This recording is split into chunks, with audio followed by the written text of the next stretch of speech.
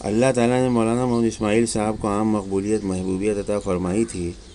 ساری جماعتیں مسلمانوں کی یعنی ساری جماعتیں سارے فرقے کے لوگ مولانا کی عظمت، تقویٰ، طہارت، زہد اور ورع پر متفق تھے۔ خود مولانا کی طبیعت اتنی صلح الواقع ہوئی تھی کہ کسی کو بھی کسی قسم کی شکایت نہیں تھی۔ بے ہمہ باہمہ بزرگ تھے۔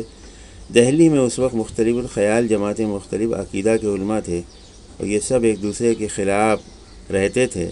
کوئی ان میں سے ایک دوسرے کے پیچھے نماز پڑھنے کے لیے تیار نہیں تھا، لیکن مولانا ہی کی ایسی ذات تھی کہ ہر کسی کو یکساں اعتماد اور بلا اختلاف عقیدہ محبت تھی۔ یہی وجہ تھی کہ مولانا کے جنازے میں اتنا زیادہ ہجوم تھا کہ ماضی قریب میں اس کی مثال کم ملتی ہے۔ دہلی شہر کے ایک آباد حصے تراہے کی کھجور والی مسجد میں ان کا انتقال ہوا۔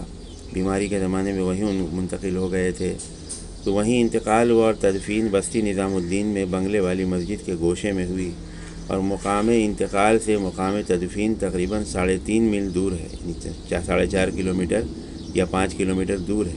اس طویل مسافت راستے میں بڑا ہجوم بڑھتا رہا، یعنی جب انتقال ہوا جنازہ جا رہا تھا، ہجوم بڑھتا رہا۔ آسانی پیدا کرنے کے لیے جنازے میں دونوں طرف بلیاں باندھی گئیں، لکڑیاں باندھی گئیں بانس کی، تاکہ ایک ہی وقت میں زیادہ سے زیادہ آدمی کاندھا دے سکیں۔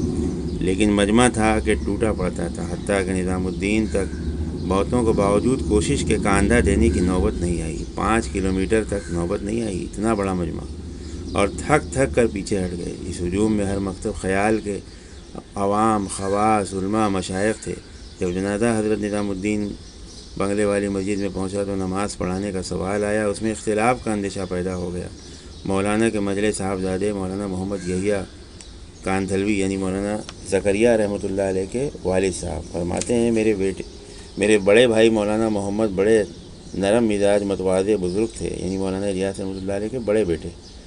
وہ کہتے ہیں چھوٹے بیٹے کہ وہ بہت بزرگ تھے، مجھے اندیشہ ہوا کہیں وہ کسی بزرگ کی تواضع فرمائیں اور کسی بزرگ کو اگر جنازے کی نماز پڑھانے کے لیے آگے کر دیں تو دوسری جماعت اور ان کے پیشوا ان کے پیچھے نماز نہیں پڑھیں گے۔